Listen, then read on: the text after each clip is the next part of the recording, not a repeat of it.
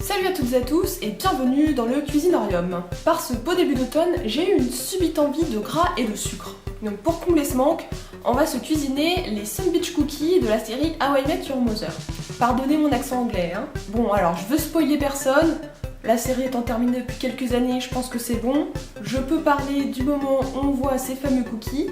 Donc c'est dans le premier épisode de la dernière saison, la saison 9. Ah, ça commence à faire beaucoup, hein. Dans cet épisode, Lily prend le train pour se rendre au mariage de Barney et Robin, parce que Ted l'a saoulée en voiture. Et dans ce train, justement, elle tombe sur la fameuse mère, dont on connaît enfin l'identité, c'est pas trop tôt, qui lui propose les fameux Sunbeach Cookies pour la réconforter. Do you want a cookie? Yes. Yes, I do. Wow. You just took a cookie from a complete stranger on a train. I like how trusting you are. There could be drugs or poison in there. I don't care if these are poison. There's chocolate and peanut butter and caramel in these some bitches. I call them some bitches. Bon, on est d'accord, leurs cookies ont drôle de tête. Ça ressemble même pas vraiment à des cookies, je trouve plutôt à des espèces de sablés trop cuits. Bon, vous allez voir, du coup, les miens ne ressemblent pas du tout à ça, hein. Mais c'est le goût qui compte. Donc sans plus attendre, on passe à la recette. It's gonna be legend. Wait for it. Dairy. Pour une douzaine de cookies, on va avoir besoin de 300 g de farine, de 100 g de sucre, moi j'ai fait moitié sucre blanc, moitié sucre roux, une cuillère à soupe de miel, 100 g de beurre de cacahuète, 50 g de beurre fondu, un demi-sachet de levure, 2 œufs, des carrés de chocolat noir, des caramels et une pincée de sel. Tout d'abord, on fait préchauffer le four à 200 degrés et on commence à mélanger tous les ingrédients secs dans un grand saladier. Donc la farine, le sucre, la pincée de sel, la levure et on mélange le tout. On rajoute les 2 œufs entiers. On remélange tout de suite afin de déjà incorporer les œufs, même si c'est pas évident, c'est afin d'éviter que juste après, quand on rajoute le beurre fondu, la chaleur cuise l'œuf et qu'on se retrouve avec une omelette. On rajoute donc justement le beurre fondu, puis le beurre de cacahuète, et enfin le miel. Et encore une fois, on mélange le tout. Vous allez dire que je le fais exprès, mais le mieux c'est encore une fois de tout mélanger à la main, ça permet de vraiment avoir quelque chose d'homogène. On passe ensuite à la confection des pépites. Donc c'est une étape que vous pouvez passer si vous achetez des sachets de pépites toutes faites en supermarché. Personnellement, je trouve ça moins bon, et surtout que là pour le caramel, je me suis fait un petit plaisir supplémentaire et j'ai pris du caramel au beurre salé. Donc tout simple, hein, on vient découper les caramels en petits cubes. Là après la taille c'est en fonction de ce que vous aimez comme genre de pépites.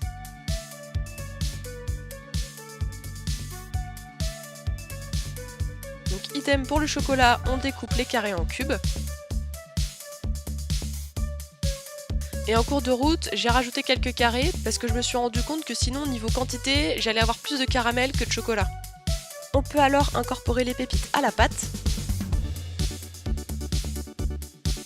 En parallèle, on s'est préparé une plaque avec du papier sulfurisé.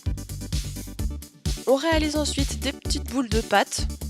Bon, ça sert à rien qu'elles soient trop grosses non plus, parce qu'après ça va prendre de l'ampleur en cuisant. Et on pense à suffisamment les espacer afin que justement au moment où ça va gonfler, ça vienne pas fusionner et faire un espèce de cookie géant. Quoique, ça peut être une idée. On enfourne tout ça pendant une dizaine de minutes. Bien évidemment, on surveille. Et voilà le résultat. Ah, je vais enfin pouvoir combler mon manque de sucre. Ouh, ils sont encore tout chauds. Oui, pour les cookies, je sais pas si vous êtes au courant, quand on les cuit, on a l'impression que même si dessus ils sont bien dorés, ils sont encore tout mous et comme s'ils n'avaient pas terminé de cuire. En fait, c'est normal, il faut juste les laisser refroidir. Ça va sécher un petit peu, mais ils resteront moelleux à l'intérieur. Parce que si on les fait encore plus cuire, le problème c'est que ça va devenir des sablés et ça va être vraiment tout sec, quoi. Donc pas de panique s'ils sont encore mollassons à la sortie du four.